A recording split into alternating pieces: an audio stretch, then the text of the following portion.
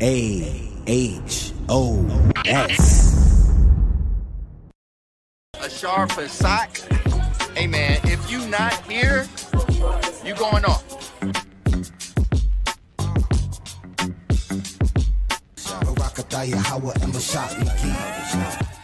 Save the date. Anointed House of Saints invites you to our Passover celebration in Atlanta, Georgia, on April 21st, 2024 at 7 p.m. Enjoy a weekend of family fun with events catering to all ages. It's a celebration you won't want to miss. Reserve your seats now at www.anointedhouseofsaints.org. Join us for a laid-back, joy-filled weekend with your loved ones. See you there.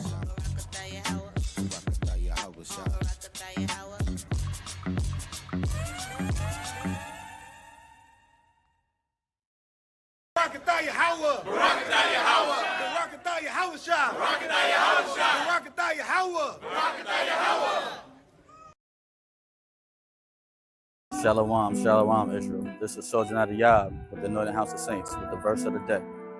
I'm coming from the book Ecclesiasticus, also known as Sirach, chapter 25 and verse 1. In three things I was beautified, and stood up beautiful both before God and men: the unity of brethren, the love of neighbors, a man and a wife that agree together. So Israel, we have to understand that the household and the family is the foundation, the basic building block of building this nation. So we come out here week in and week out to get our men in order, to get our women in order, to have them to create that solid union in righteousness, which can go forth to teach their kids in righteousness. We need to raise that righteous generation to raise up the elect so we can get up out of here. So we need our men and our women to agree, our brothers to be brothers.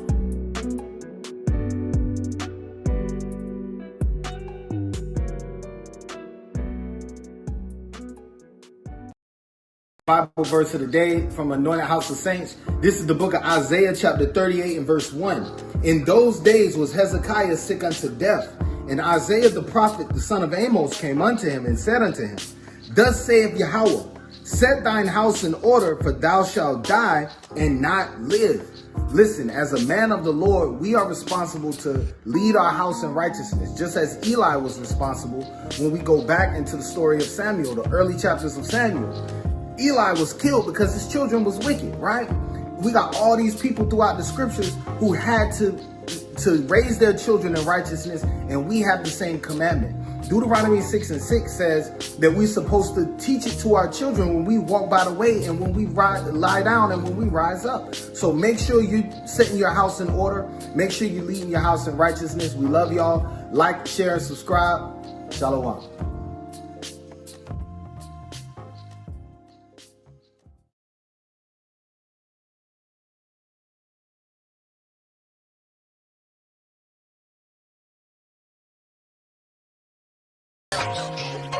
Oh boy, yeah, words can never say.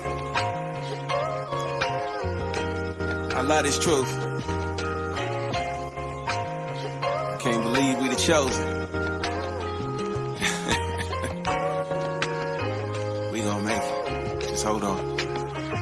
Yeah, this little light, I'ma let it shine. Alright. This is the moment I waited for my whole life, yeah. Just a vessel for his glory, let it shine, alright. Father, shine your light on me, yeah. Let it shine, thankful for this life, cause it was never mine. Prophecy got me thinking ahead of time. Slaves and 9 yokes singing, swing low, sweet chariot. Through all that oppression, he was there with us. It's like he's sending angels forth, like show them their heritage. Separate the wheat and tares, tell them about their curses so they be aware. Yeah, the spirit in you is priceless. Consider the lilies, they more arrayed than Solomon in all of his glory. Appreciate creation, that's my favorite part of the story. Straighten up your crown, king. Go and tell our people about him. Do work if you able-bodied. It's my gift, it ain't a hobby. And it's obvious. Looking at Deuteronomy like, this might be us. And this could be our last shot. It's no better time than right now. Remember in your lifetime, you should let your light shine. This little light, I'ma let it shine. Alright. This is the moment I waited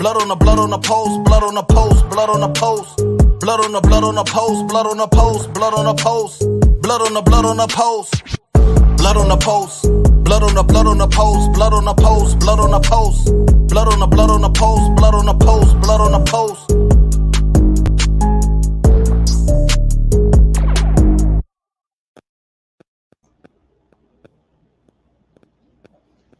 Shalom, shalom, shalom, family, and welcome again to another Milk Monday. I am Officer Knock, and soon we'll be joined with Captain All Your All. But before we get started, as always, we want to first give all praise, honor, and glory to Yahweh, by Hashem HaMashiach Yahweh Shai. I want to thank everyone for always attending class. We enjoy being able to bring these classes out to you for your edification.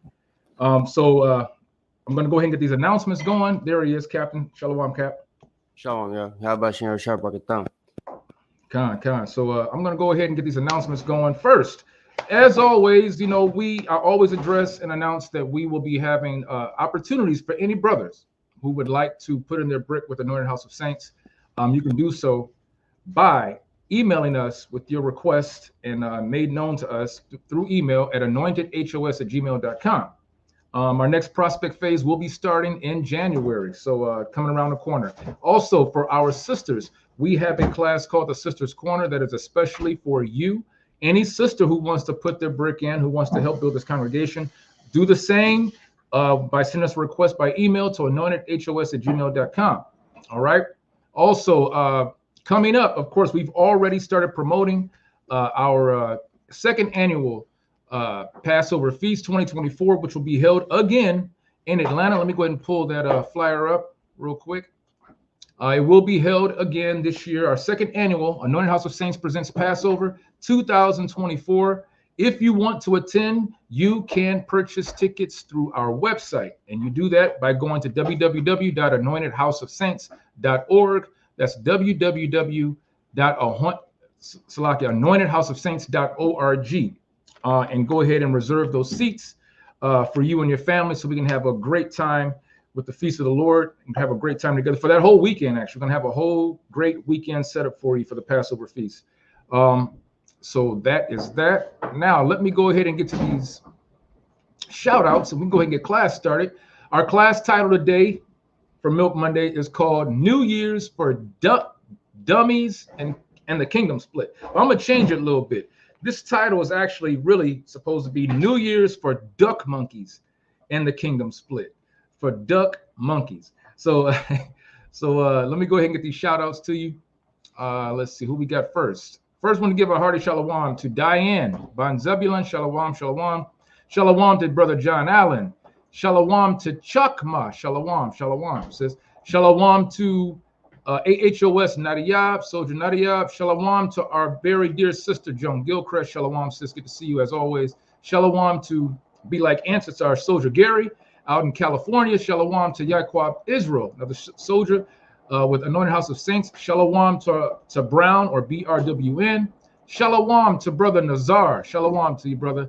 Good to see you always. Shalom to Officer Benyamin. I think he's in the island still. Shalom to you, brother. Shalom to the mighty Officer Boaz in Ohio. Shalom to Sky Anderson, Sister Sky Anderson. Shalom, sis. Shalom to Akmasha. Shalom. Shalom to, this is Arena Williams. Shalom, shalom. Shalom to WWOE, that's World Without End. Shalom. Shalom to the mighty Officer Kadar Aharon in Texas. Shalom to our sister Charlia. Shalom, sis. Shalom to AHOS Casadia, brother in the Midwest in Naptown. Shalom to you, brother. Shalom to Sister L. Shalom to the mighty Officer Shemaiah, also in Texas. Shalom to the mighty Officer AHOS Yawasop in Chi-Town. Shalom, shalom to you. Shalom to Sister Beling Christella. Shalom to Soldier Araya out in California. Shalom to you, brother. Shalom to Sister Gabriella. Shalom, sis. Shalom again to the mighty soldier Zebulon ben Yasharala. Shalom to you. Shalom to, I think I said Soldier Araya already. And then also I want to give a hearty shalom to Shabbos. Shalom. If I missed anyone, I will try to note you. If you post a shalom or a hello, I will write your name down and make sure that we give you a shout out at the end of class. So without further ado, we're going to go ahead and get started. The title again this evening is New Year's for Dummies or Duck Monkeys and the Kingdom Split. Captain, it's all yours. You're muted, Captain. Did I pass it? I passed it on to you. Yeah, he did me dirty. All right, so shalom, y'all. I want to start by giving all honor and praise to the Most High Yahweh by Hashem, or in the name of His Son Yahweh Shai, who the world ignorantly calls Jesus Christ. All right. Gonna be not really going over the New Year thing. I just put that in the title. Right? We talk about it today mainly because that's the day that we like. Today was the New Year, right? But we're not really gonna talk about that. The brothers did a good job of breaking that down for you on the Sabbath morning brew. You really want to get into that, I'm going to tell you to refer to that lesson, right? I want everybody coming into the building. I will ask before we get started, everybody like button, please, and share the video, right?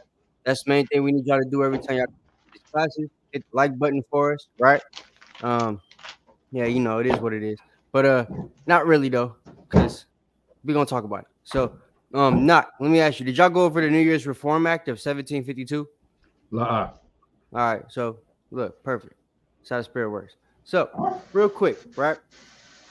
Why is New Year's different, right? Why do we celebrate New Year's when it's cold and everything's dead and everything's dormant? There's no leaves on the trees, right? No color. It's just, right? That's because that's Esau, right? Esau's a people of death. They represent death, not just to themselves, not just to us, but to the whole planet, right? The whole world has been in mourning since they've taken over. It's only fitting that their new year, or the time that they recognize every year to be new, right, would be when everything in the year is dormant, dying, right?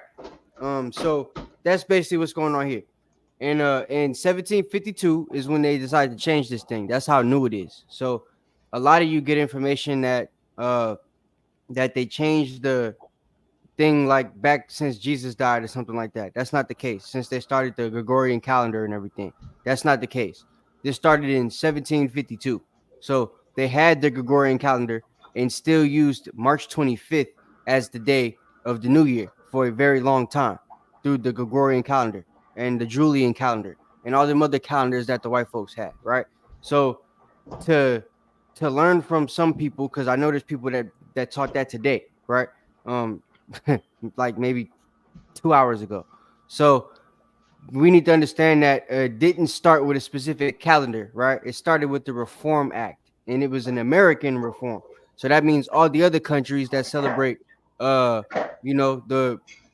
New Year right now, today, like Iraq, Iran, countries that don't even deal with America. They dealt with America before, so they end up now celebrating their calendar year at the same time as America, right? So, we got the New Year's Reform Act of 1752. It says the beginning of the legal New Year was moved. See, legal New Year, not the real New Year, not your spiritual New Year, not your New Year according to the Bible or the Quran or any of that stuff, right? Because we know the Muslim New Year really starts during their what's that feast that they have where they can't eat? Ramadan. Yeah. Right. Ramadan. So that's basically around their New Year, right? And that's around like the March, April, June season and stuff like that. So it's springtime still. That's their big springtime feast, right?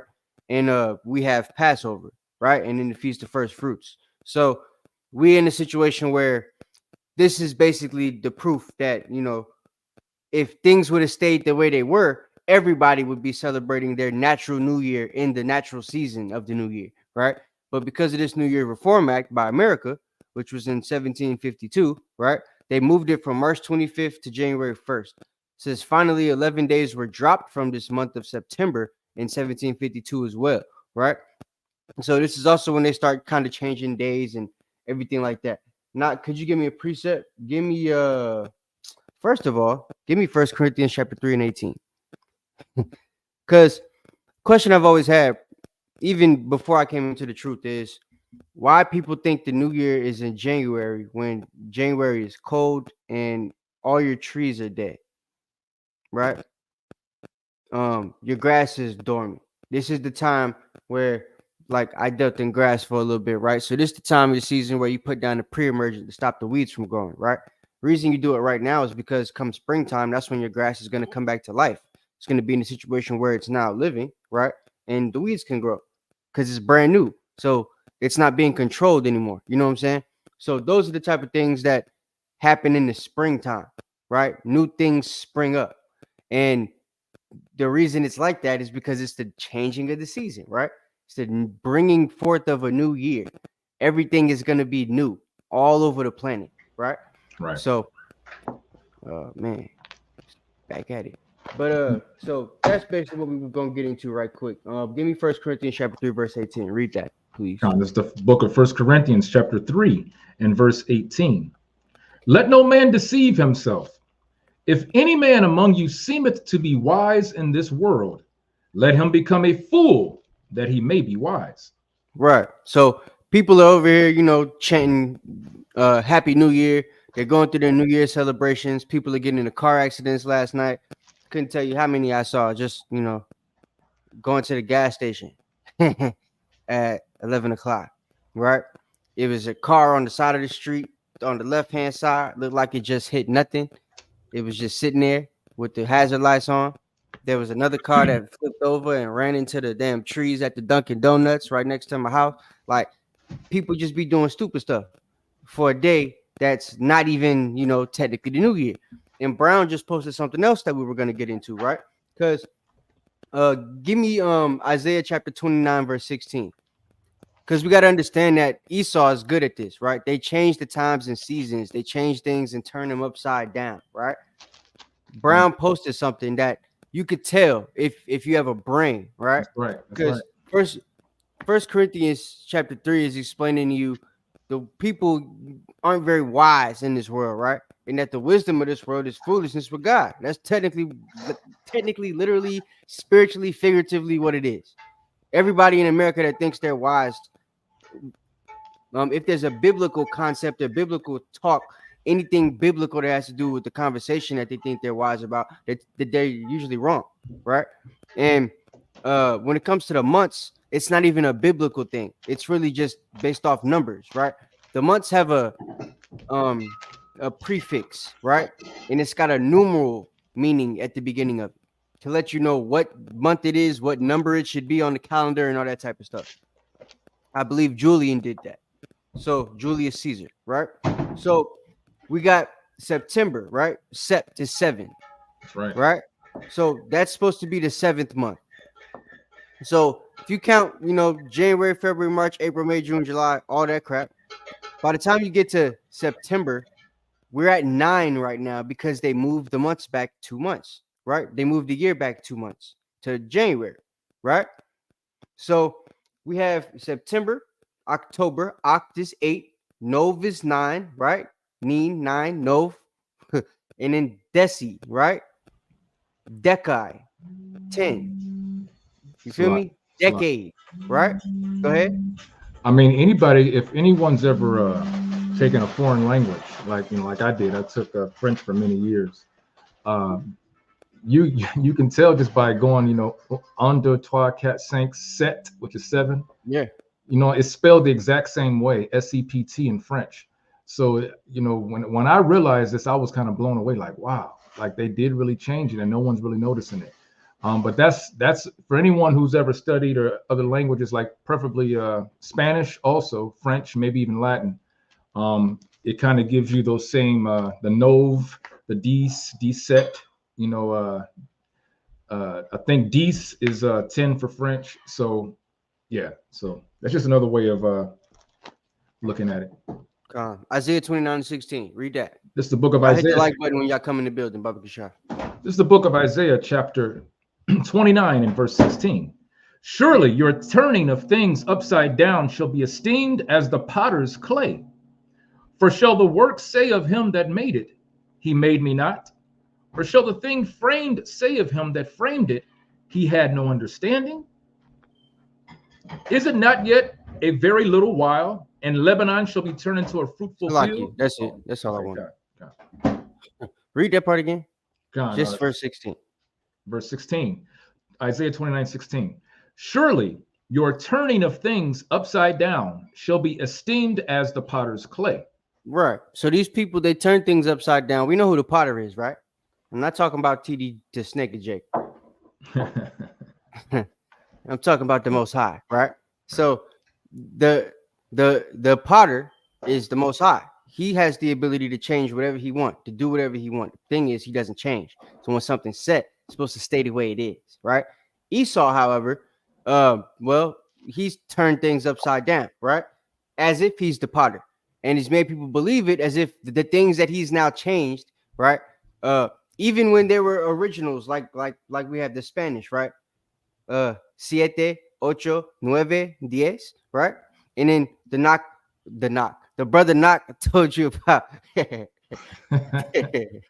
the brother Knock told you about the French, right? Yeah. So it's like even in the other languages that white people speak, right? We see that the numerals for the months are still the same. So in every language that the white people speak, in every country of white supremacy, right? We should all be in a situation where it's easy for us to know what month we're in and what time of the season we're in.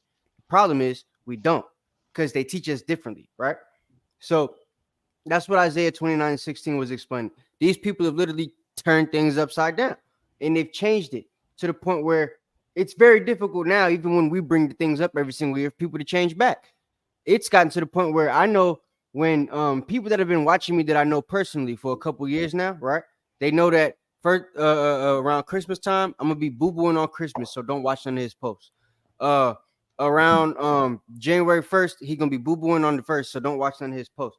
Because after they read what you say to wake them up, it starts to convict them a little bit. They start to feel stupid, and then it's like, damn.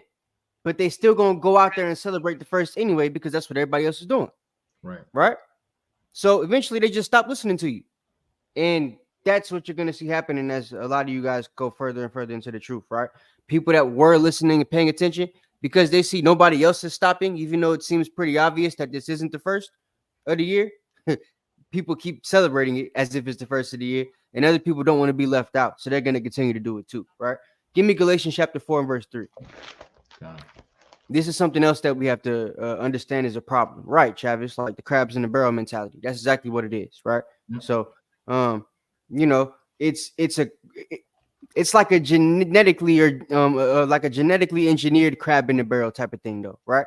Because the situation we're in here is they put you in a place where, okay, in school they're teaching you this stuff, right? They don't even teach you about the New Year's Reform Act in school. I never heard of it until I looked it up.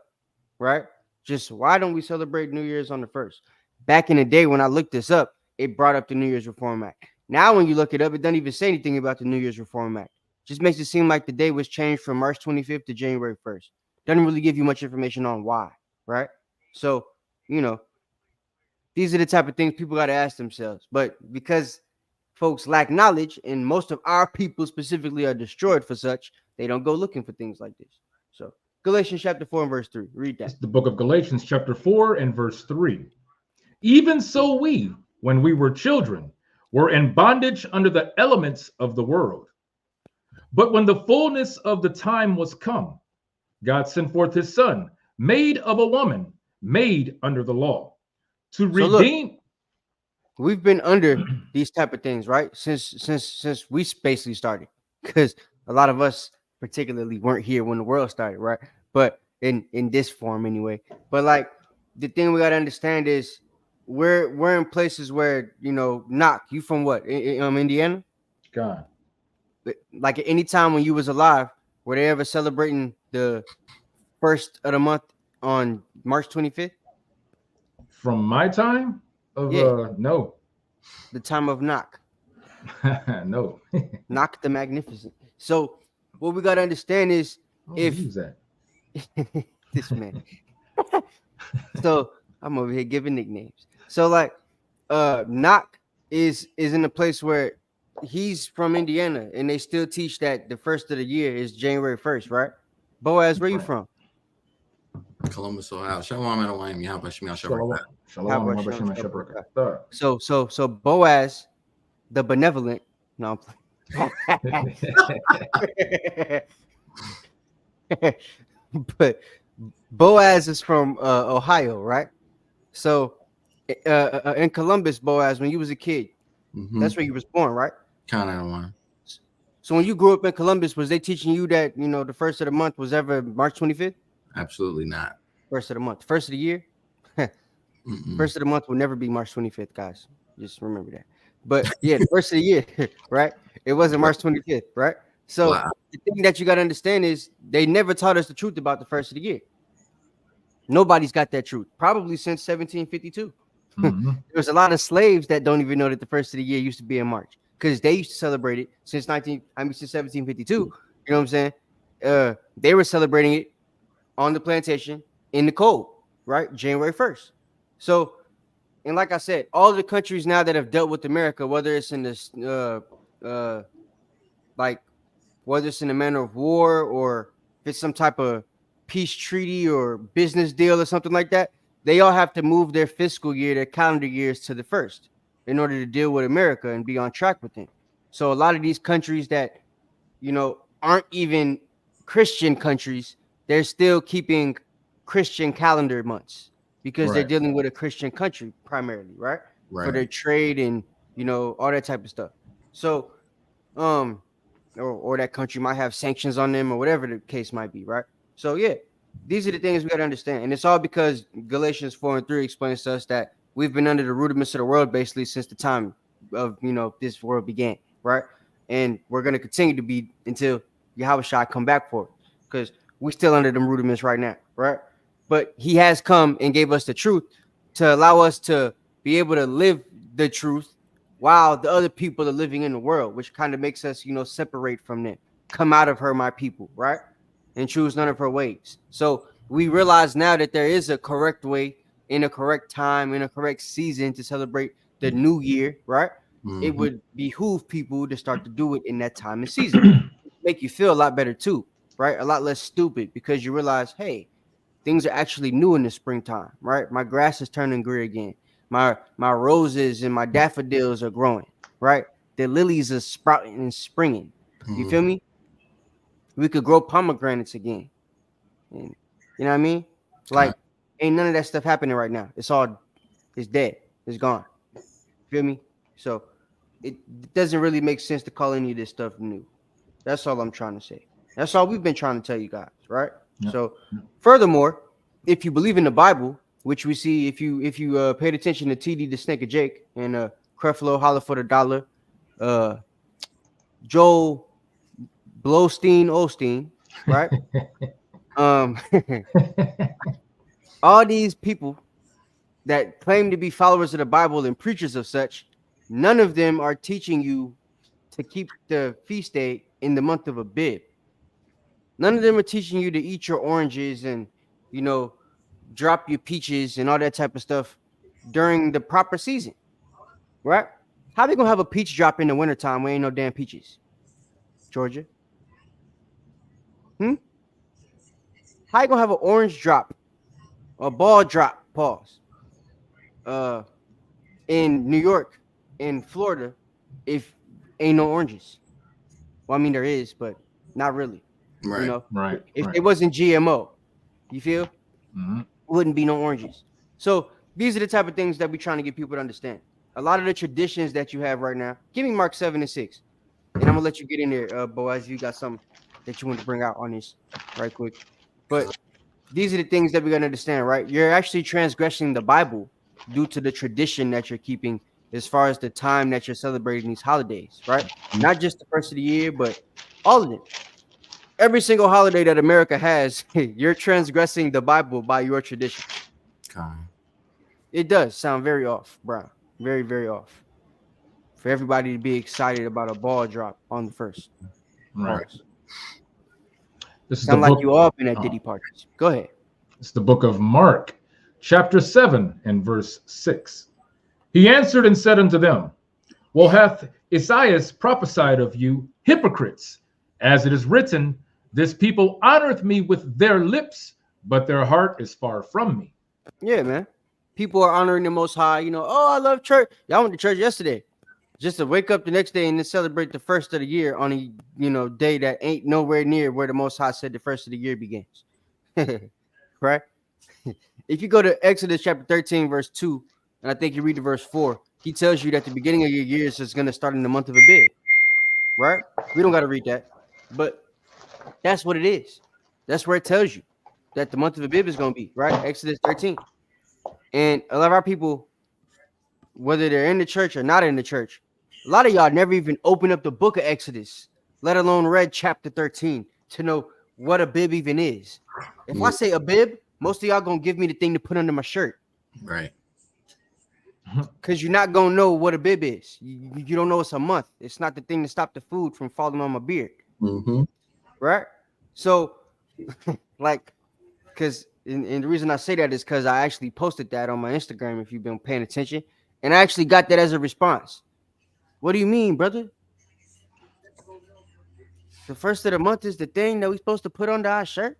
Nigga, what? Yeah. Wow. Because he didn't know what a bib was, and he thought I spelled it wrong. I'm like, bro, no. Come on, bro. You that stupid. So, yeah, it's really an issue for our people to get with this first of the year thing. I don't know why, besides the fact that it's tradition, like all the other holidays that they follow. But I don't even want to say that with it. Keep explaining this to them, right? I was gonna say keep jamming it down their throat, but we keep talking about TD Jakes, and I don't want y'all to get no ideas. The duck monkey. Yeah, the duck monkey. So that's all we're gonna talk about. Unless Boaz got something to say. I mean, got something on media right quick. Just a little more meat to add on to what you got, Adawan. Pause. Go ahead. You know, I got it. All right. Just goodness gracious. All right. Just a little bit more information to add on to what you got, Adawan. Go ahead and grab that Wisdom of Solomon 15:15. I had you hold. Yeah. He said, "This brother had me hold this from the side." Yeah, right. We didn't do anything with it. All right, check this out. I'm about to share my screen, Adawan, because I'm gonna go. Shalom on, y'all. All right. Boy, I said I've been having you hold the precepts since Saturday, brother. Yeah. All right, can y'all see the screen? I'm blowing it up so it can be. Yeah, we see it. All right, kind of. It say January. Yeah, it do. Now watch this. This is what are the 12 months named after, right? This is on the chasing. They're named after crackers. Can you blow it up a little bit larger? There you go. So it says each day of the week was named after a god. That's right. Right? Then it says, how about other units of time? Say months. It said, well, it turns out that the 12 months of the year were also named after gods, but not all of them. Some months were named after political figures, another after a ritual, and others were simply called by their ranking. And they're going to go into explain. So this is what Adawan was talking about as far as like January being after Janus, or February's Mars, March with Mars, April, Aprilis, and it goes on and so forth, right?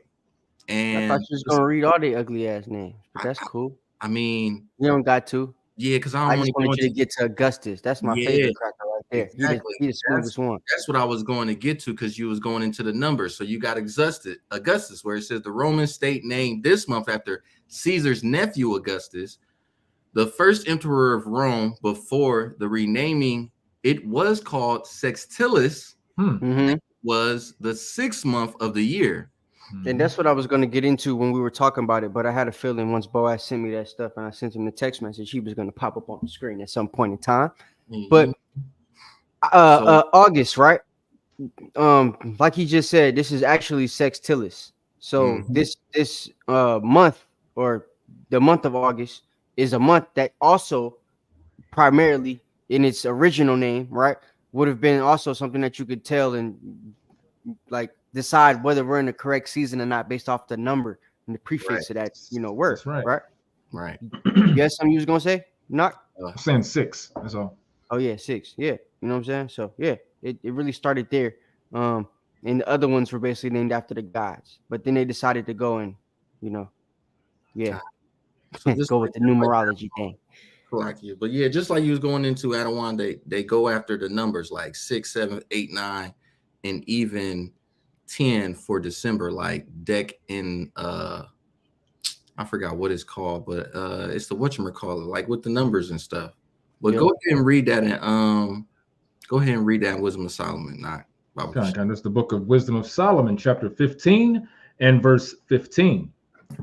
For they counted all the idols of the heathen to be gods. Right. So all the idols of the heathens, they counted them to be gods. Like it said, they named the days after their gods, and also the months that were like nephews and things like that, and then started calling them gods. God. Right. God. Read on. Which neither have the use of eyes to see, nor noses to draw breath, right, nor ears to hear, nor fingers of hands to handle. And as for their feet, they are slow to go. Because they dead. Because they dead. They not coming back. You know what I'm saying? You ever seen a zombie Walking Dead? They real slow. Right. It's hard to get that blood flowing. You know what I mean? Yeah, that advanced stuff that people be showing them like Resident Evil, that's something different. You know what I'm saying? You ever seen a dry bone walk down the street at 5 Points? Trying to tell you.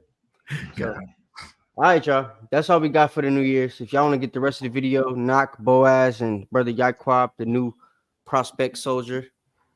Soldier? Yeah, I'm gonna call him prospect soldier because he knew. Do you? But the new soldier Yaquab was also on the class, right? And they did a pretty good job teaching that lesson. So if y'all want to go check that class out, man, y'all go and see what they did on Saturday, all right? But for right now, we're gonna get into the kingdom split because apparently brothers in our class and our camp didn't want to go read First Kings for themselves.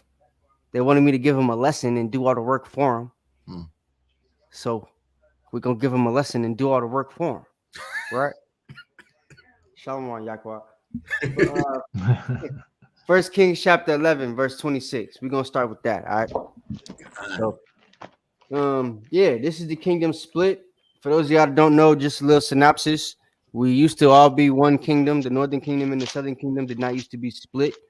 So, fun fact: if the Jewish people really were Jewish, you know, if they were really like the Jews, they'd be split. They would actually. And if they could trace themselves back to David, as all of them claim to be able to do, they would know more than 3 tribes. Right. You know why? Because during the time of David, all of the tribes were still together. So if they could trace themselves back to the time of David, why are the 10 tribes lost?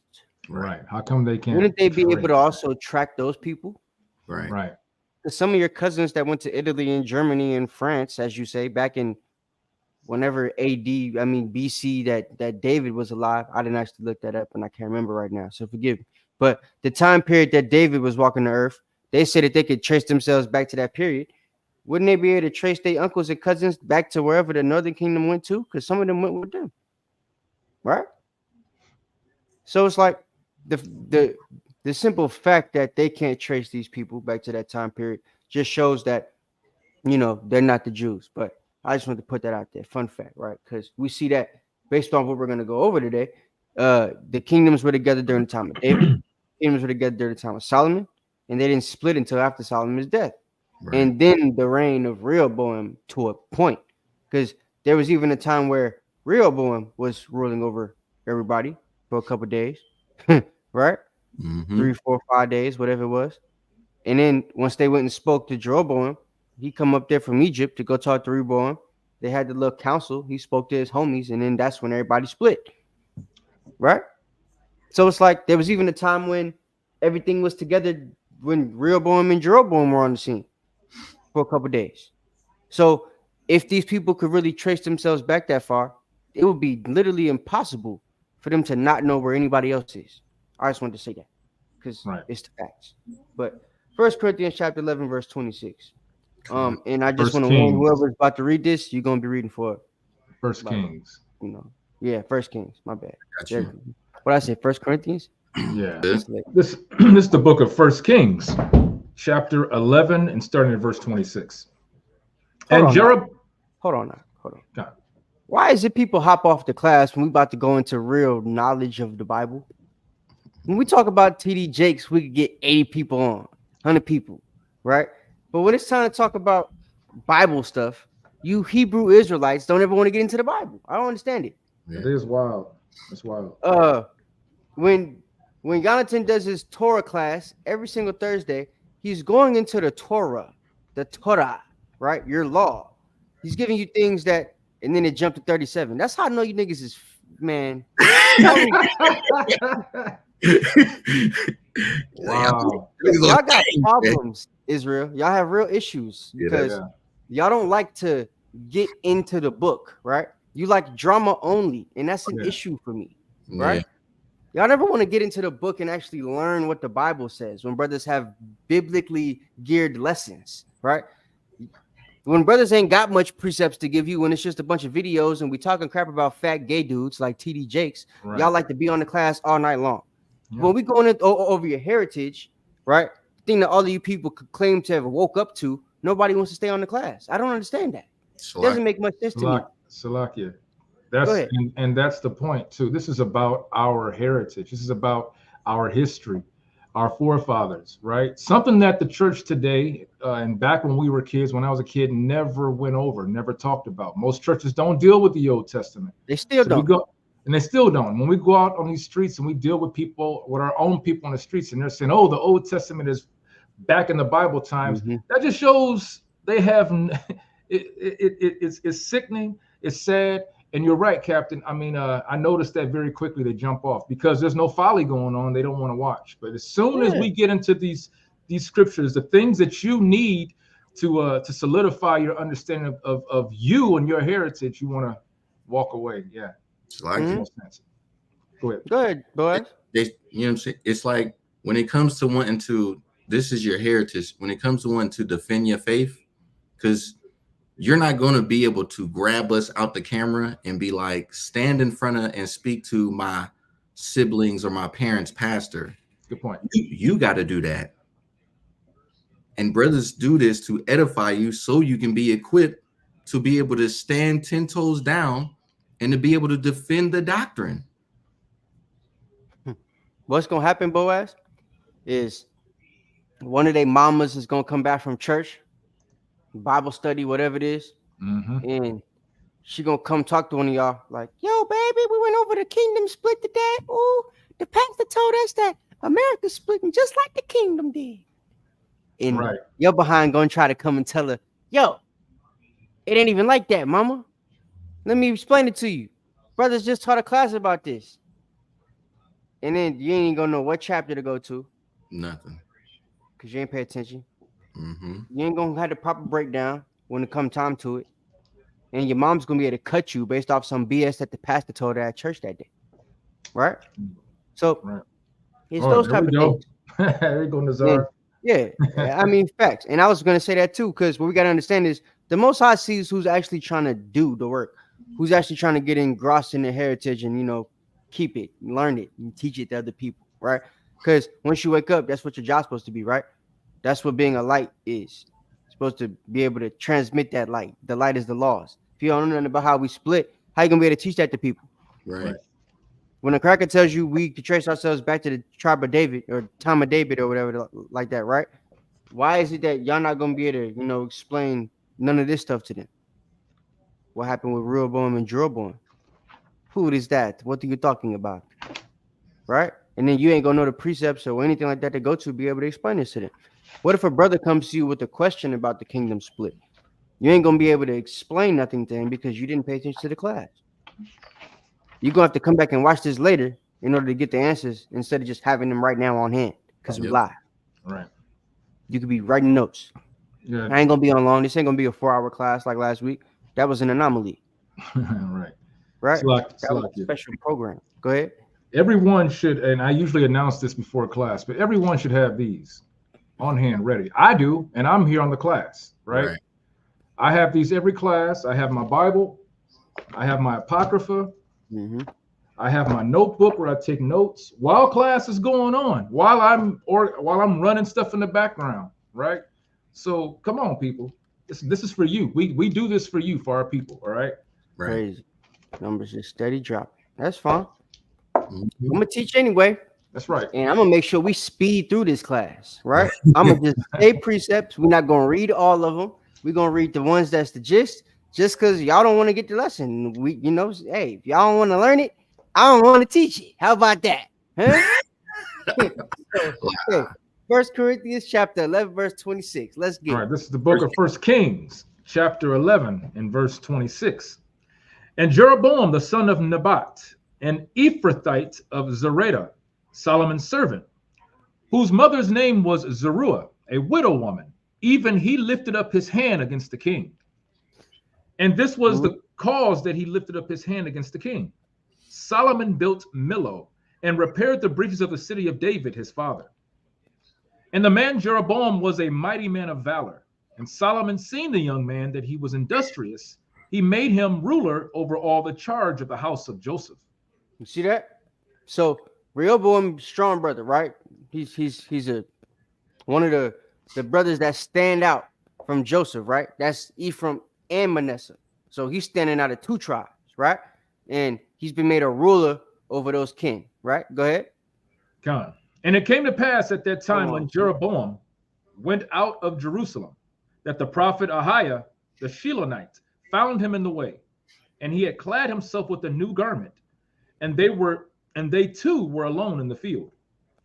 And Ahiah caught the new garment that was on him and rent it in 12 pieces. Wait, who'd you say? Ahiah? You talking about the Most High? Oh, I'm sorry. Go ahead. I just wanted to play. I always do that when it comes to the scripture because, right. You brothers. This brother named after God, huh? How many times you seen that in the Bible? Right. You know any brothers named Yahweh? Right.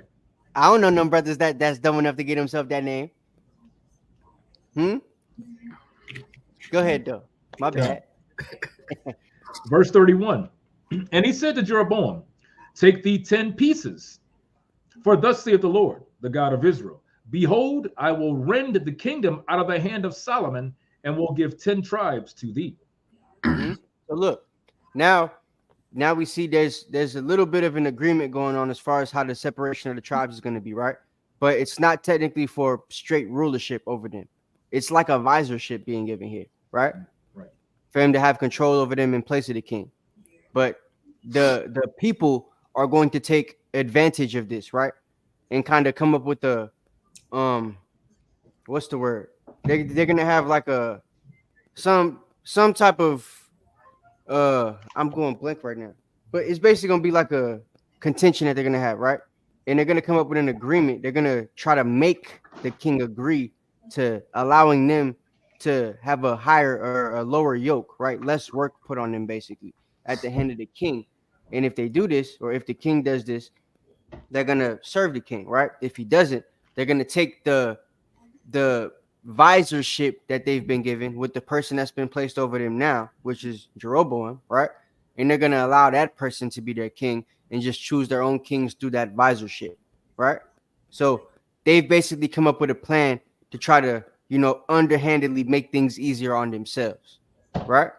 Because they asked for a king. We got to remember that first, right?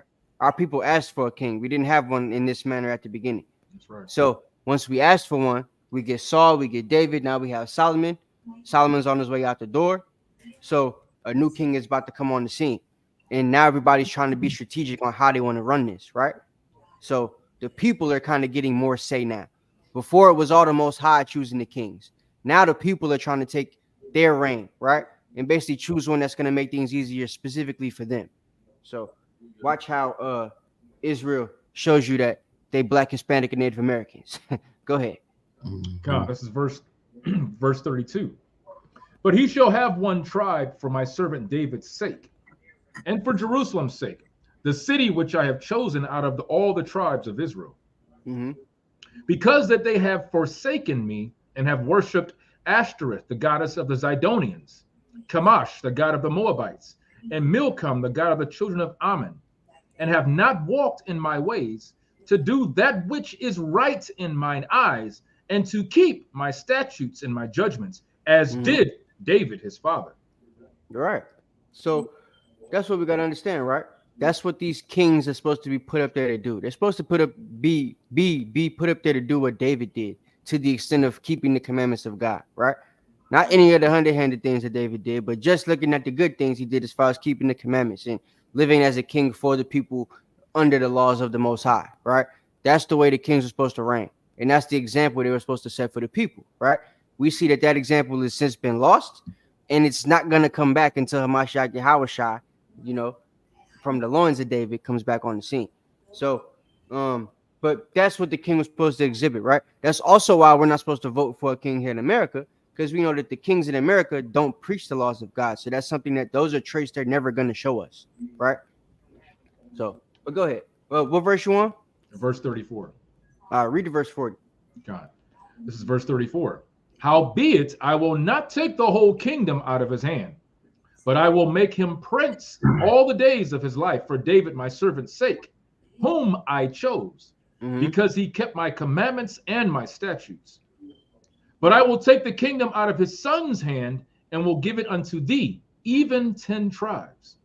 Right.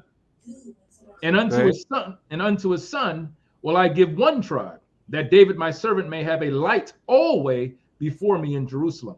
The city so that's 10 tribes going to Jeroboam, right? And the one tribe being Judah, right? Which is how it becomes, the kingdom of Judah. It's technically not one tribe, but it's one kingdom, right? Which is going to represent 3 tribes: Judah, Benjamin, and Levi. So that's just the reign that David is going to have, him getting a chance to, because the prophecy in Numbers is that the scepter shall never depart, right, from Judah. So that being the case, there was always going to be somebody from Judah that has to reign, which is why the southern kingdom and Judah specifically got to do that, right? Go ahead. But I will take the kingdom out of his son's hand and will give it unto thee, even 10 tribes. And unto his son will I give one tribe, that David my servant may have a light always before me in Jerusalem, the city which I have chosen me to put my name there. And I will take thee, and thou shalt reign according to all that thy soul desireth, and shalt be king over Israel. And it shall be, if thou wilt hearken unto all that I command thee, and wilt walk in my ways, and do that is right in my sight, to keep my statutes and my commandments, as David my servant did, that I will be with thee, and build thee a sure house, as I built for David, and I will give Israel unto thee. All right. So we see that basically there's an agreement being made, right? If these things happen, Israel is going to be given unto you, right? So we're going to see these things happen. Jeroboam is going to get Israel, right? Because he's fled to Egypt now. There's going to be an instance where Rehoboam, because in a minute, once he gets to verse 40, we're going to read that. And then we're going to see, we're not going to read it, but verses 41 to 43 is the death of Solomon.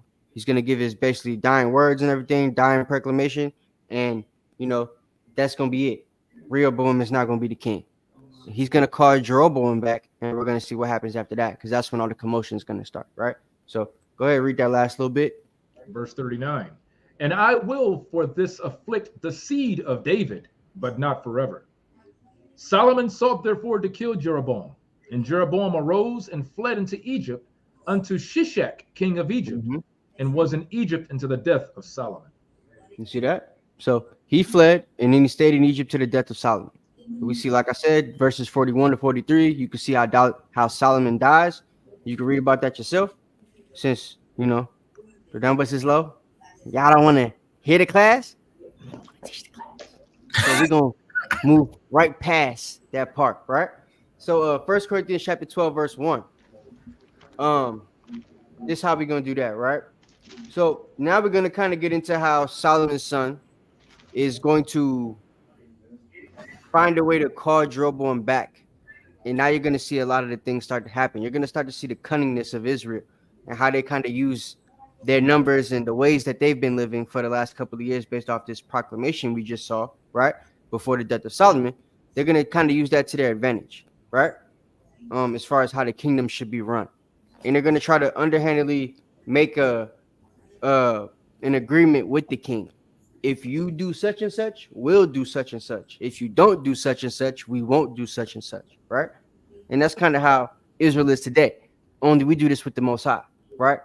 If the Most High give me this promotion, I'll be one of them Israelites, Right. right? If you don't give me this promotion, I'm gonna go see TD Jakes on Sunday and keep doing what I've been doing. That means them niggas on the corner didn't know what they was talking about, because that's the way people live now, right? It's all based off of their prosperity. So, I would say we kind of got that ideal, right, a little bit before this time, but we realized as a people how we could make that thing a reality and use those type of ideals to our advantage, right? Because they did that in this instance here with the king, which is what helped the kingdom split apart, right? So, that and some really bad counsel, which we're going to read about in a second. 1 Corinthians chapter 12, verse 1. This is First Kings. You want First Corinthians? First Kings. First Kings. I don't know why I keep saying First Corinthians. Ain't nothing in Corinthians we're going to be reading. I'm sorry. This is the book of First Kings, chapter 12 and verse 1. And Rehoboam went to Shechem, for all Israel were come to Shechem to make him king. And it came to pass when Jeroboam, the son of Nebat, who was yet in Egypt, heard of it, for he was fled from the presence of King Solomon, and Jeroboam dwelt in Egypt. That they sent and called him, and Jeroboam and all the congregation of Israel came and spake unto Rehoboam, saying, Thy father made our yoke grievous. Now therefore make thou the grievous service of thy father and his heavy yoke, which he put upon us, lighter, and we will serve thee.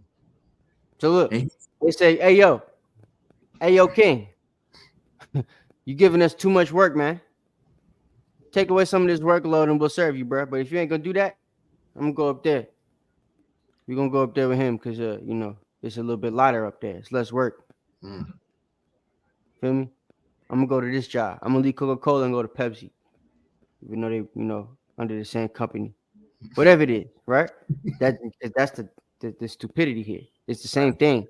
But we're telling him, yo, if you make the work lighter, you're going to be, you know what I'm saying? Let us do X, Y, and Z.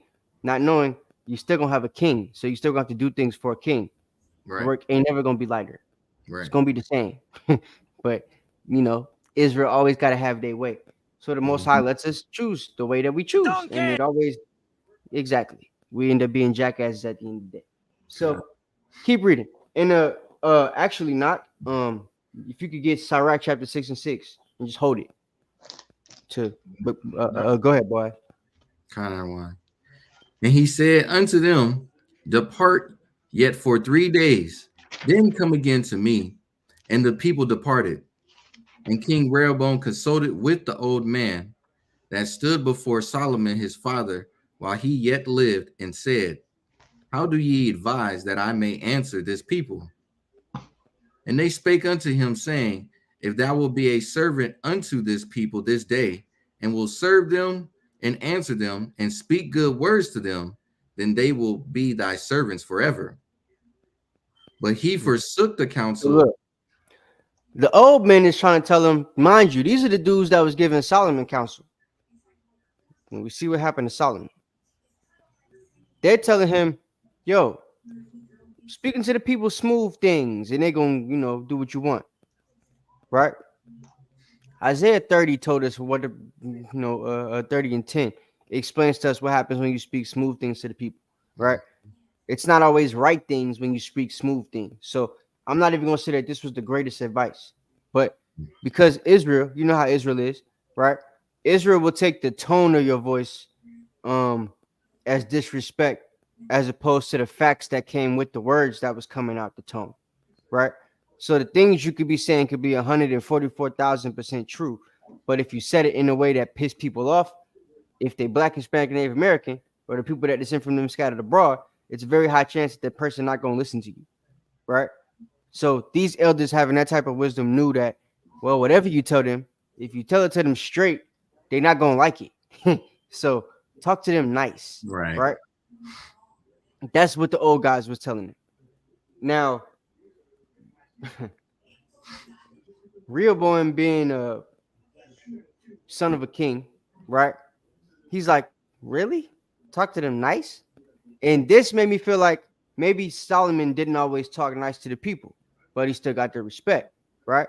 Because it made Rehoboam go and kind of second guess that counsel and go talk to his homeboys, right? You know how we do. You might get counsel from an old brother, and then you go talk to your homies to go see if that jump makes sense. Your homies ain't in the truth though, so they're gonna tell you like, "Bruh, what? He told you to do what?" Like you know how you women do sometimes, right? It might be a situation where you get counsel from a older woman in the truth, and then watch the numbers probably gonna drop after this. But you get counsel after you get counsel after a situation from an older woman in the truth. She might give you some information, and then bam, you decide, I don't know if that makes sense. I don't know if I like that, or the outcome might only work out for the guy in the situation because it ain't gonna be exactly what she want. So she go and talk to her homegirls about it, and the homegirls ain't in the truth, and they tell her something completely different than what the woman said, the older woman, right, with the wisdom. But the thing that the younger woman tell her, it's more invigorating, right? It make her feel like she got balls that could drop. Right. So she goes and does that instead, right? Instead of what the wise person told her to do, which was going to keep the peace. It's the same situation, right? Rehoboam did what the girls would do, right? He acted like a effeminate person and didn't take the counsel. In fact, there's scriptures in Sirach that we're going to read, which explain about having one counselor, right? So he got the counsel from the older people, as we see, and then decided to go and get counsel from his people, right? As if like the brother Yaakov said, he was counseling himself. And he took the counsel that he would give to himself if he was counseling himself, which is why things went left, right? Instead of right. So give me in fact, keep reading that, Boaz. Okay. It says, but he forsook the counsel of the old men, which they had given him, and consulted with the young men that were grown up with him, and which stood before him. And he said unto them, what counsel give ye, that we may answer this people, who have spoken to me, saying, make the yoke which thy father did put upon us lighter. And the young men that were grown up with him spake unto him, saying, thus shalt thou speak unto this people. Nah, bruh. Nah, bruh. Don't do what they said. This what you gonna tell the people, bruh. Go ahead. God. That spake unto thee, saying, thy father made our yoke heavy, but make thou it lighter unto us. Thus shalt thou say unto them, my little finger shall be thicker than my father's loins. Pause. Wasn't no pause back then. I'm saying pause because he's talking about his father's loins. Okay. You know, but yeah. So look, the young men, they kind of got boastful, right? They got prideful in their response to the king. And the king is not going to take the easy approach. He's going to take the prideful response, right? So the dude said, yo, them people asking you to lighten the yoke, right? Lighten the workload that they got at the hand of the king because your father gave him a hard workload, right? Well, tell them I'm not my dad, and well, my stuff bigger than his, right? My middle finger bigger than his. So, like, he gonna have to put us in a situation where if y'all think his workload was big, wait till you see what I'm dealing with. That's the arrogancy that was told to him to respond to the people with, right?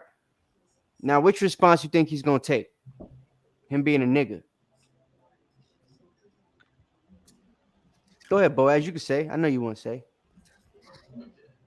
What? The response that he gonna take? Yeah, which one you think he gonna choose? Which one would you choose, Boaz? He gonna listen to his boys. Yeah, that's the one Boaz would choose. Boaz go listen to the homies. He gonna listen to the homies. Nah, I wouldn't listen to the homies. I actually would listen to my elders for real. Boaz lying. He got gray hair, but he lying to y'all guys. No, I'm playing. But go ahead. God. So let's see what he gonna do. Let's see what he gonna do. Wait, before you read that. So we just saw he got two different councils, right? Give me that Sirach chapter 6 and 6 right quick now. This is the book of Ecclesiasticus, chapter 6 and verse 6. Be in peace with many. Nevertheless, have but one counselor of 1,000. So be at peace with many, right? It starts with that. And ironically, the first counselors gave him the peaceful response, right? So biblically, if he had taken any lessons from, I know this isn't his father Solomon, but this man Sirach has wisdom that Solomon would have, right? So, like this being the case, there's plenty of things that Solomon said, even in the wisdom of Solomon, that explain how you should always go for peace as opposed to, trying to start contention with your responses and things like that. And the different things you do, even your actions, right? Should always work to peace instead of, the boastfulness or arrogancy or pridefulness, right? So, like the king here, the son of Solomon, doesn't use any of Solomon's wisdom. Instead, decides to go after his own wisdom, right? And the wisdom of his homies. Right. And they told him to do something that was not going to keep the peace. It was actually going to stop the peace, which is what broke the kingdom up, right? Because he decided to choose the latter of the two options. So go ahead and read that. Okay. And now, whereas my father did lay you with a heavy yoke, I will add to your yoke. My father have chastised you with whips, but I will chastise you with scorpions. So that's what the people told him. That's what the guys told him to tell him. Now what happens? Go ahead. God. So Jeroboam and all the people came to Rehoboam the third day, as the king had appointed, saying, come to me again the third day. And the king answered the people roughly, and forsook the old men's counsel that they gave him, and spake to them after the counsel of the young men, saying, my father made your yoke heavy, and I will add to your yoke. My father also chastised you with whips, but I will chastise you with scorpions. So you see the response he decided to give to the people, and obviously that wasn't the response they liked, right? What verse you on? Verse 15. 15. All right, perfect. So that wasn't the response they liked, man. You're gonna read 16 to 24 because this is when the kingdom splits, right? And we might end up ending the class after that. I never know because y'all didn't want the class. So what, guys? We don't want to teach it. Hey man, if y'all, you know what I'm saying? If y'all want to teach the class, drop a 7 in the chat. Hey, I'm gonna keep saying it because y'all gotta understand, right? Brothers come out here every single week and teach classes to y'all, right? Now, it's a shame when we have actual lessons that we put together and we find all these precepts, we go through the Bible, we go through our concordances, find all this information. We take the time away from our families and our personal life to read the Bible, to learn things, to teach you guys properly, so we don't sound like your stupid, wicked, retarded pastor on Sunday, right? And people don't even want to stay on the class to listen to what we talk about. And it's coming out the book that they claim to be returning to. Right. It doesn't make any sense. You know what I'm saying? Like, we watch the Thursday class every single week, and brothers don't be on. And it's nothing but Bible coming out. He make a PowerPoint, put the slides together, have the light-skinned dreadhead nigga reading for him the whole night.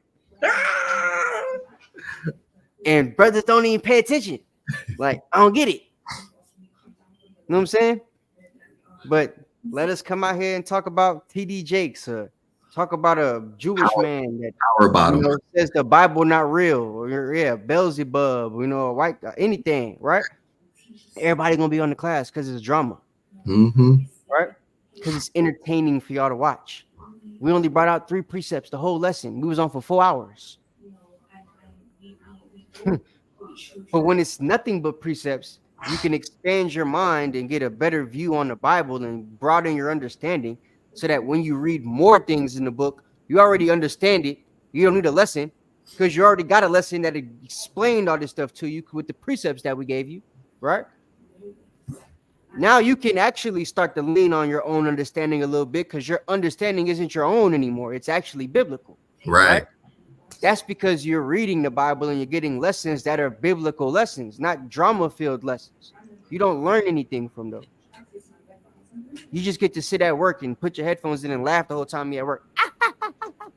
But now is the time you could actually be retaining some information. Right. The stuff you hear in this class, you could go talk to the nigga on your lunch break and spit some knowledge to him. Break it Wake down. some people up. That's what you're supposed to be doing anyway, right? That's right. After the TD Jakes lesson, what can you give to him? Oh man, you know, TD Jake a faggot. We already knew that in 2004. When he first got on stage and went, and brother was like, yo, what the hell is this? Niggas don't do that. Y'all saw Geno Jenkins talking about him, right? He was impersonating him, wiping his face. All of that, right? Like, oh my God. When it's those type of things, y'all love to be on the class because, yeah, it's funny, it's entertaining, but what are you learning? Right. We're not giving you nothing.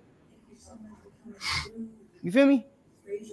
When it's precepts being given, though, nobody wants to be on the class. I don't get it. That's why some brothers built their channel and they don't really give y'all real lessons, right? We're organically going to build this channel with people that organically want to learn stuff. Believe that. God. And you people that don't want to learn, eventually one day we're not going to be in your algorithm no more. And it's still going to be 2,000 people on the live, right? We're going to have 200 people in the lives like we used to and stuff, but it's not going to be people only here for entertainment. It's going to be people that want to get the lessons.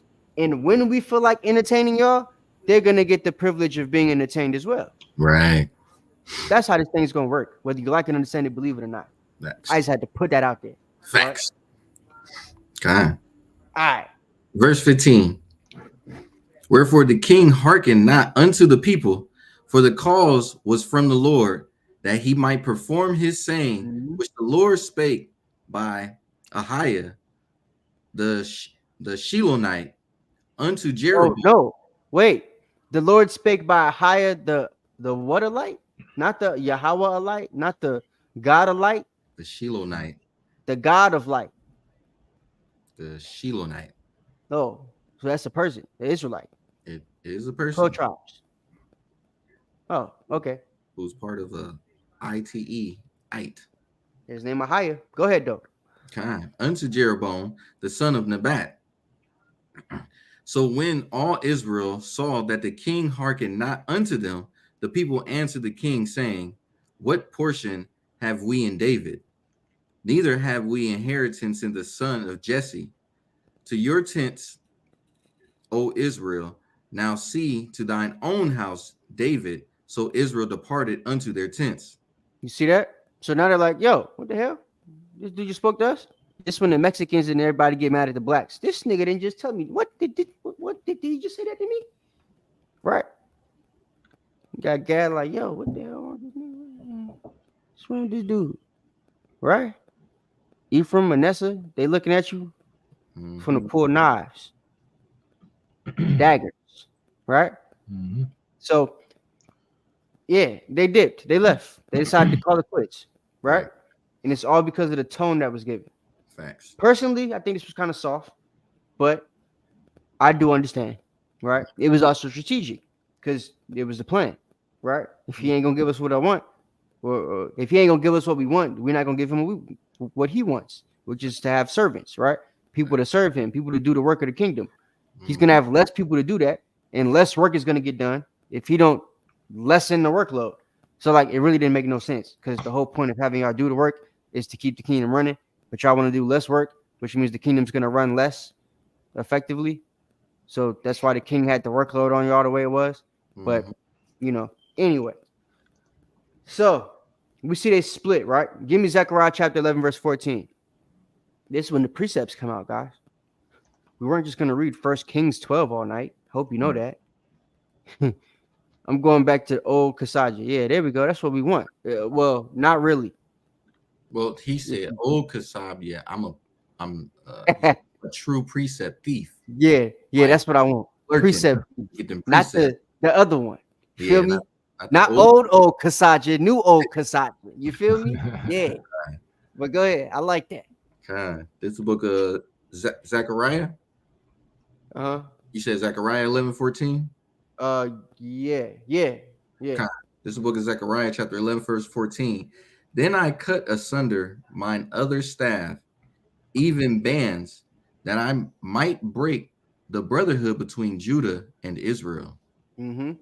So look, the brotherhood was broken, right? And the Most High found something simple to do it. I'm gonna break the brotherhood because Northern Kingdom gonna be sensitive on how the Southern Kingdom gonna talk to him, and Southern Kingdom gonna talk to him like some niggas, right?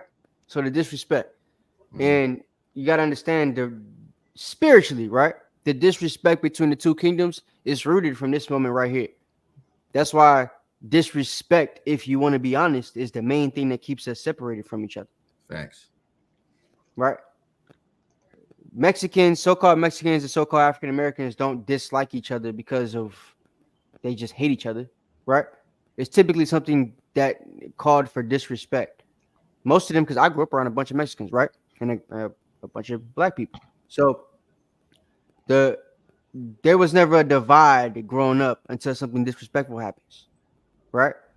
But once the disrespect comes into play, it's no coming back together. It never happens like that. So it's like spiritually, disrespect is even the biggest thing that keeps our people separated as far as the two kingdoms are concerned, right? So, yeah, that's the Most High breaking the brotherhood, right? There's not supposed to be respect of persons, but as a nation, we're supposed to respect each other. You know what I'm saying? Not in the sense where if you're breaking the law, we cool with you doing that or something like that, but in the sense where we treat everybody the same, respectfully within the guise of the law, right? Which means there's a way you're supposed to talk to your brother and your sister. There's a way you're supposed to treat them. There's a way you're supposed to act around them, all that type of stuff, right? Right. So these are laws that just in this one conversation with the king, the Northern Kingdom felt all of these things were being broken. There was no respect being given in the response, which if you read it, there really wasn't, right? He's talking about his meat size and everything, how much work he's going to give them. My dad did this, I'm going to give you this, right? Like all type of stuff, disrespectful.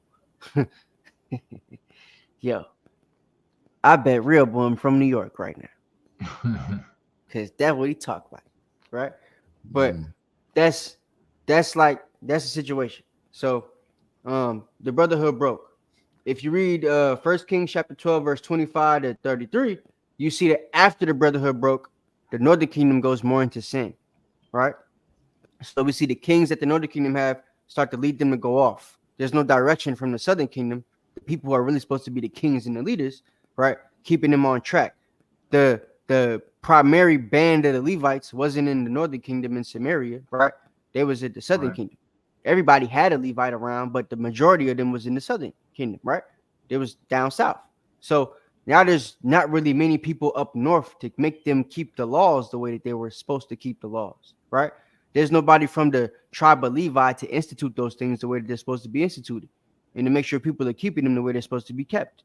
So it's going to be much easier for them to go off. And you see that happen in the next 8 verses, right? And then after that, once we get to 1 Corinthians chapter 14, right? You read verses 21 to 33, or about 31, 33. That's going to be how you see Judah's downfall go. Their kings are going to reign, right?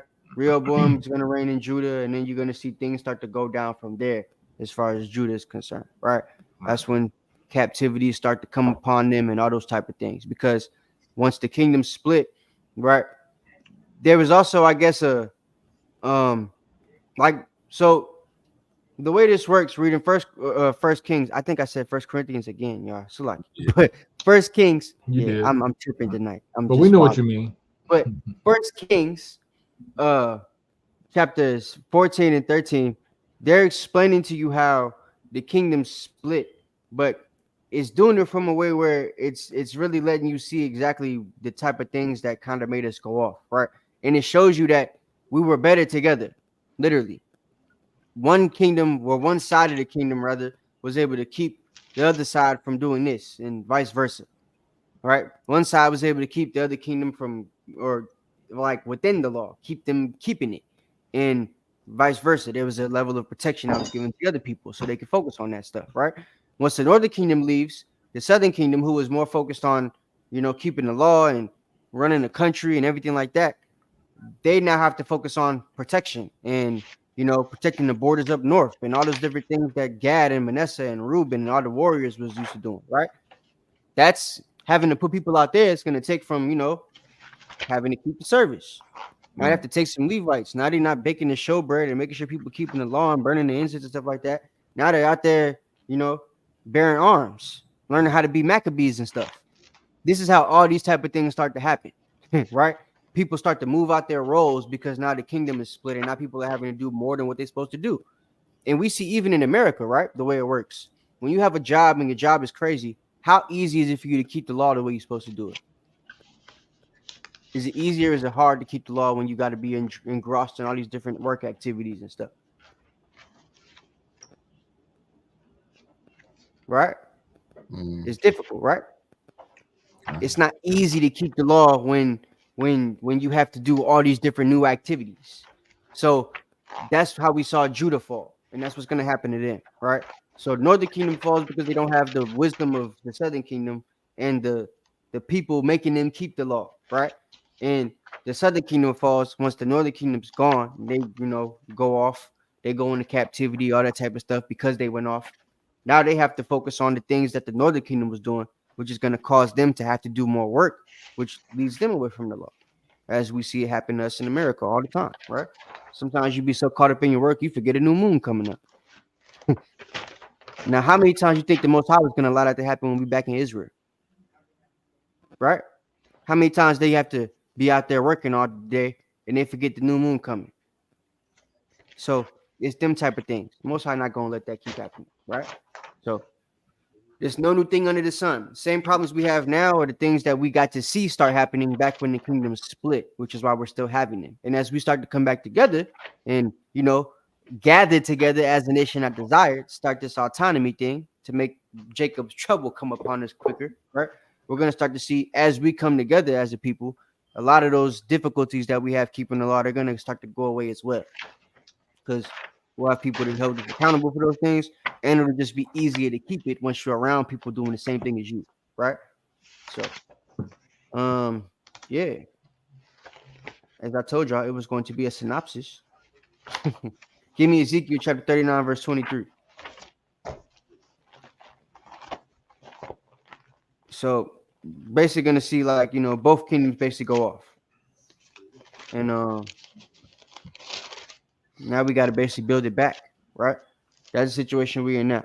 Zechariah 11:14 tells us that the kingdom's broke. Well, now we have to, put them sticks back together, like it says in Ezekiel 37, right? That's the situation we're in now. Now we're in the rebuilding stage. And, well, I hate to break it to you, but it's no easier way to break down how to rebuild than to first know how it fell.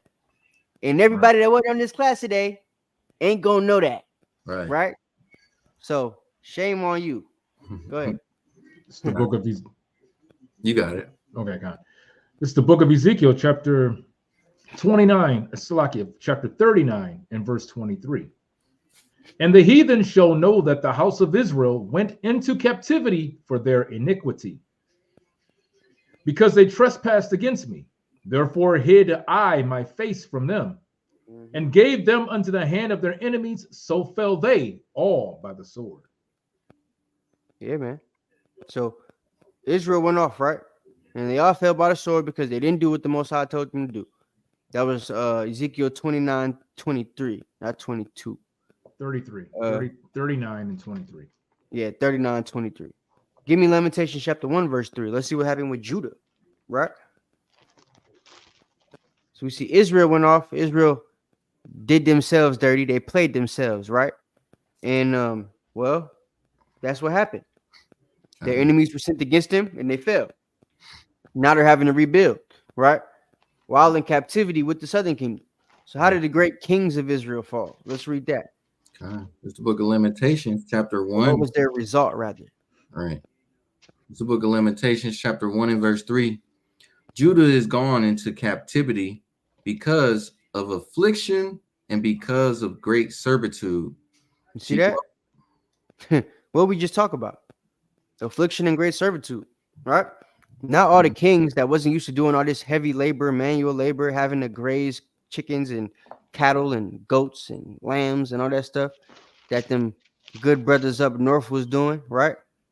Because you gotta remember, right? Like just Gad, Reuben, Manasseh, they up there with all the livestock. Once they get taken off the land, once they go into captivity, who's gonna do that for Judah? Right. That means some of them got to go up there and handle some of that land, right?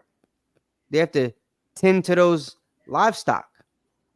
And if it's a situation where a lot of them didn't know how to do that, now it's a learning curve you got to go through, which means it's going to take more time, which means it's less things that you're going to be able to do that you were doing before, right? It's just going to feel like more labor. When you got more labor, like brothers were saying in the chat, it gets more difficult to do your work, right? Especially the work of the Most High.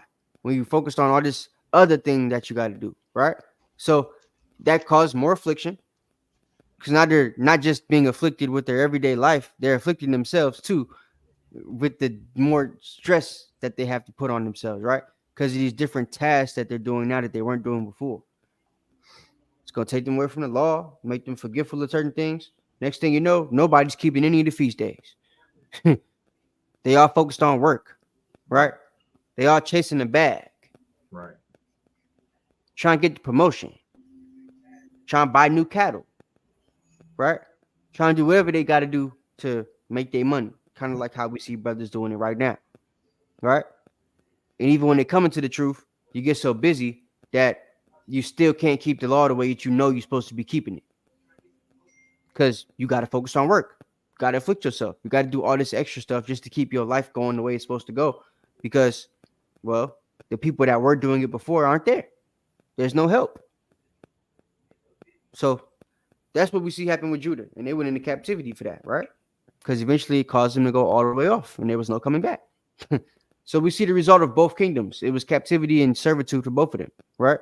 Losing themselves at the hand of their enemies. So the result of disobedience is captivity. And we see, according to Baruch 3:8, we are yet this day in the land of our captivity, where we're being subject to those payments of our forefathers, right? Right. So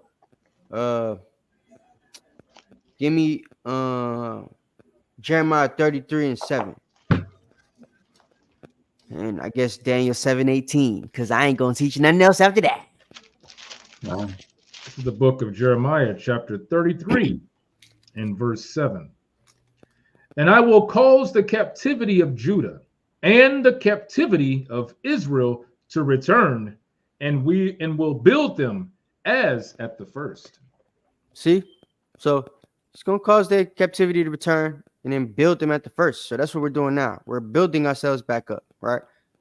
One brick at a time. And that's what's supposed to be happening. So that by the time Yahushua gets on the scene, we're built up to an extent. We've already been rehearsing righteous acts. You know what's going on. All you have to do now is show us exactly how to keep everything that we're not keeping, 144,000% perfectly.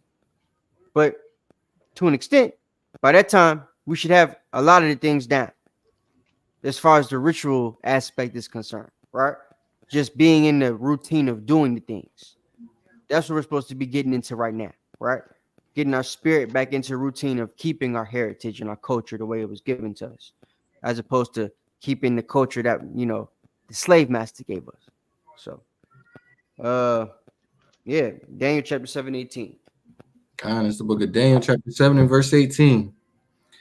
But the saints of the Most High shall take the kingdom and possess the kingdom forever, even forever and ever, by Hashem Mashiach Yahushua. By Hashem Mashiach Yahushua. By Hashem Mashiach Yahushua, right?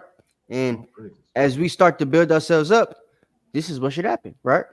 We get back into the gist of things, and we're back keeping the law to the best of our abilities. We're gathered together. We're doing it around each other, right? It should be something that helps us be able to keep the law, right? Stop people from being able to go off. Not stop people from going off, but stop people from being able to go off. Because once you're around people keeping the law, it makes it harder not to keep it, right? Hence why he wanted us to gather together. Because once the law is in your spirit, once you got the Holy Spirit back in you and stuff like that, right? And you see other people and you're around other people with that same spirit, it makes it difficult to go off. It's hard to go off when you at camp around other brothers, right? It's easy to go off when you by yourself. That's the testament to that being true, right? When we're gathered together, it's hard for us to go off. So, because you have somebody keeping you accountable. Same thing is true with the two kingdoms. When the northern kingdom's around the southern kingdom, it's hard for both sides to go off because both sides are keeping and holding each other accountable. That's right. That's what we're supposed to be here for. And that's what we got to get back to. All right. So I'm going to hold y'all accountable for not being on this class. Instead of getting a 2-hour lesson with all the precepts, y'all got 30 minutes short. And it's a lot of precepts you could go through in 30 minutes. Okay. But it is what it is. You know what I'm saying? Those of y'all that were in the class, y'all got the most of the precepts, the gist of it, and y'all be able to teach this class. So, yeah. On this topic. God. But next week we'll have something better in the class, just to see if y'all, on that BS that y'all usually be on. But hope y'all come back next week, man, and not just next week. Hope y'all pull up the rest of this week, right? We got a good class for y'all on Wednesday. Mm-hmm. We got the Torah lessons in the Bible for you on Thursday. Thursday night live. You know what I'm saying? And Saturday, we're going to have the morning brew. That's right. You know what I'm saying? Prayer call Friday. Yes, Shabbos. I'm calling it a night, brother. You know what I'm saying? Because folks is tripping today. We have precepts to get y'all, but I gave y'all the precepts, right? I gave y'all what it is. I just didn't read all of them. So, like I was saying, Solomon dies. First Kings. I almost did it again. First Kings chapter 11, verse 43 to 41 to 43. First Kings 11, 41 to 43. Solomon dies. Right? You get the whole story of Rehoboam. He's in First Kings chapter 12, verse 1 to 15. See the kingdom split in that same chapter 12, verses 16 to 24, right? And we see the northern kingdom go into sin, same chapter, verses 25 to 33. Southern kingdom gets their king, and he starts to go off, chapter 14 of First Kings, verses 21 to 31, right? And then I just had a couple of filler precepts for y'all. So, and I think I gave y'all all of those for the most part. You got a question, Adawan. What's good? Say, Salakia, Adawan, why does Levi hate Simeon? Oh, good question. Well, that's just simply because of color. And it's really because of the reason Simeon hates Levi and Levi hates Simeon is the reason why all of the tribes hate each other. It's because there's a crafty council, right? Psalm 83, where the enemies of our people have come together to try to find different little small nuances that they've built in and engineered themselves, like colorism, right? They went in and raped a bunch of our people, robbed a bunch of them, and then didn't do that to the southern people, right? So, for example, they went to the Dominican Republic, right? Columbus and them, right? With Luis de Torres and all of that, and they start raping people. Luis de Torres actually dies in the Dominican Republic or Cuba, one of those. But I think it was the DR, right? So, but anyway, they go there, they start raping people, robbing, all that type of stuff. And eventually, a part of the population becomes more light-skinned, right? Because through their different guises of slavery, they're sleeping with slave masters. They're sleeping with women that are products of slave masters. You know what I'm saying?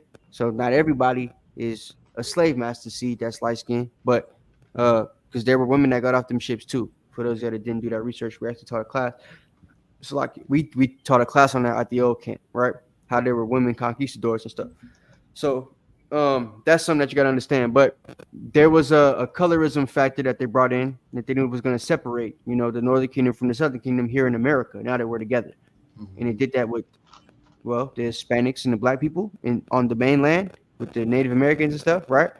They made sure that the people that they were around first, they raped more of, right? And they forced into marriages with them. Like I told you, if you go into that movie, what was it called? Which one? Which one are you talking about? Some flower or something like that. Yeah, the Flower Moon movie.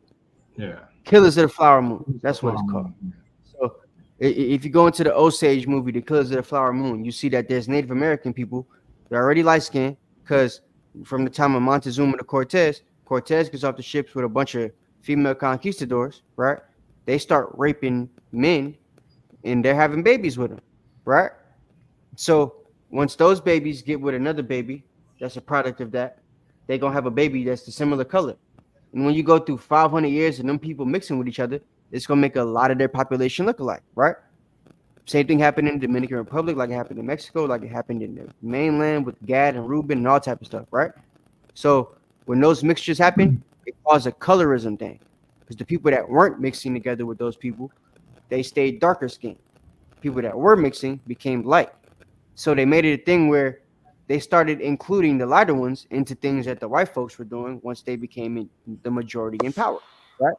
And it made them more jealous. So it created a colorism aspect in all these different countries with the Northern Kingdom and the Southern Kingdom. But it started with just the Northern Kingdom. There was colorism within the Northern Kingdom themselves, right?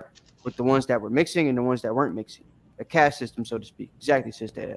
So that happens within the Northern Kingdom. Then once the Southern Kingdom comes, so Dominican Republic already has their problems with the colorism thing. The light-skinned ones are already being treated better than the dark-skinned ones because they're deciding to mix with the, conquistadors and stuff like that. So once that happens, Haitians get dropped onto the land, right? Now, once the Haitians get their independence, because it wasn't much of a thing for them to care about the color while they were all in slavery. But once the Haitians get their independence, they realized these Dominicans, even though they helped these Haitians, once we get them talking about the color and make them feel like they're different than these people, they start to look down on them. And they took that same kind of like the Willie Lynch letter, right? How Willie Lynch wrote they had the trick bag for the Willie Lynch letter, so to speak. They wrote it down and then were able to pass that to every other plantation for them to be able to use that same trick bag to get the slaves to do whatever they wanted, right? Make them move the way they wanted, act the way they wanted, you know what I'm saying? Basically everything. So same thing happens here with the colorism thing. Once they see how it works in the Dominican Republic amongst the Dominicans themselves, they tried it with the Dominicans and the Haitians. Once they see that the Dominicans and the Haitians start to hate each other, right? Just because of the colorism, one gets to do more things that the slave master gets to do. The other one gets to do less, and it's all because of the color of their skin. Who's more light than the other, right? Now there's a jealousy factor that comes into play. Then television becomes a thing, right? The lighter skinned people start to get the better roles on the television and stuff like that. So now there's a jealousy factor with that. Social engineering, right? Programming, all that type of stuff. So then in school, right? Even when I was a kid, they had the jokes and stuff like that, right? Now they tell you dark skin is in, but before brothers like Boaz was getting all the play, right? So it's like it depends on the place you live in the time that you're in. But since the Dominican Republic and Haitians got together, and after they overcame slavery, the white man found different ways to, pit them against each other. And the main way was based off their skin color. And they used that same, trick bag to make all of our people across the Americas hate each other. And once they seen it work with the Americas, right, they could use it with the Hispanics, with the other Hispanics, right? Light-skinned Puerto Ricans hate dark-skinned Puerto Ricans. Dominicans hate Dominicans. Light-skinned, dark-skinned, right? And then they start doing it amongst the Hispanic tribes, right? So now Mexicans and Puerto Ricans don't like each other.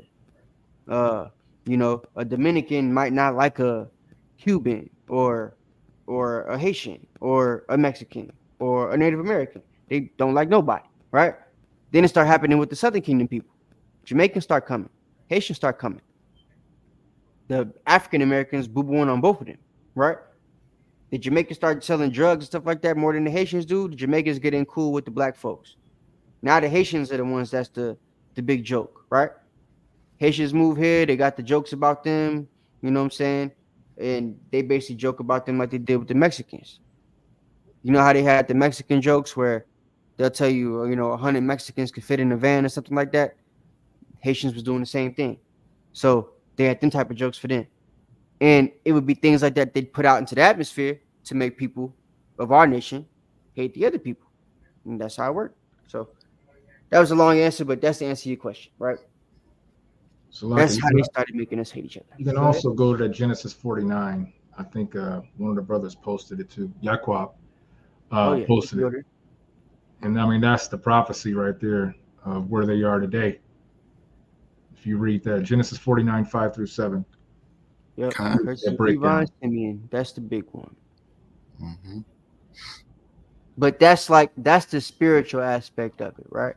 We see the physical aspect of the curse of Levi and Simeon come out through the colorism, and that's basically what I was explaining. Spiritual aspect, that's what we're about to read right now. This is Genesis chapter 49, verse 5. Simeon and Levi are brethren.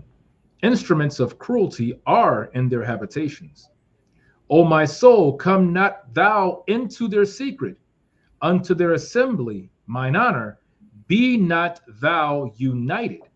For in their anger they slew a man, and in their self-will they digged down a wall. Cursed be their anger, for it was fierce, and their wrath, for it was cruel. I will divide them in Jacob and scatter them in Israel. All right. So he divided them in Jacob. That's the division. And he scattered them, right? So that's what happened. That's the spiritual aspect. And then we see how the divide came to play. It was with color, right? Yeah. If a Dominican look like Knock and a Dominican look like Boaz, they both Dominican, but they gonna hate each other just because they walk down the street and they look different. Mm-hmm. Brother like Boaz gonna get the job, he gonna get to wear the suit. Brother like Knock gonna have to work at a tire shop. That's just how it works. Right? Right. So yeah. Any other questions? If not, well, I do want to get the shout outs before, Captain. So go ahead, do that. Those who came in a little later. And y'all hit the like button if you ain't do it yet. Yeah. Yes, definitely hit the like button. I done lost the page. I was writing it down. If I remember, I want to give shalom to Captain Shaquat, shalom to Barzaya, shalom to, who else did I have written down? I'm too busy. And I believe there was one more. Who else was that came in a little afterwards? Oh gosh, Salakia, I lost who it was, but I know it was those three. Also, so I'm also give the announcements again. Coming up soon. Get prepared, get ready. It is here. And matter of fact, I'm just going to do it like this, right? I did it earlier before the class started, but I think what we're going to do is we're going to do this instead. I think this is something that we'll do up into the time, right? Here we go. AHOS. A sharp for sock. Hey man, if you not here, you going off.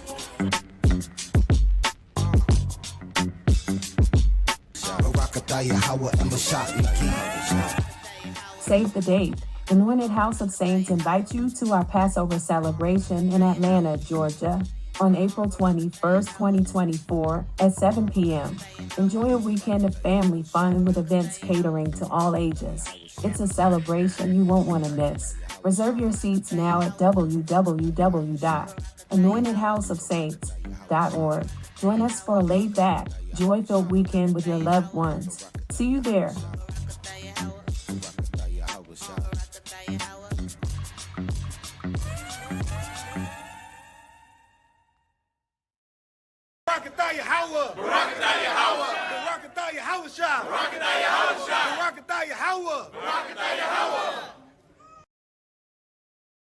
All right, all praises, all praises. Yes, that is the second annual 2024 Feast of Passover with Anointed House of Saints. We want you to be there. We hope that you can attend and fellowship with us. And also hope everyone was edified in this class. Those who stayed and took down precepts, those who wanted to get the understanding of the split of the kingdom, we appreciate that. But as Captain also said, please continue attending our classes through the week. We have our next class, which is Wild Out Wednesday with Captain Yehowadah. We have Torah Thursday or Thursday Night Live with Captain Yonatan. We have Friday night prayer hour, which begins, I believe, Boaz, correct me if I'm wrong. Is that 9 or 9:30? 9 p.m. 9 p.m. Friday evening. All right, and then also our Sabbath morning brew with Captain Aharon with Sabbath morning brew, and then back again with us on Milk Monday. So we ask that you continue to attend these classes. Get edified, people. Get edified, family. Right? We got to get out of here. I'm trying to get the kingdom. I don't know about y'all, but I'm trying to get the kingdom. So with that, I am Officer Knock. And we are the Anointed House of Saints. Thank you again for joining us on another Milk Monday. And until next time, shalom. Shalom. Shalom. This is not a test.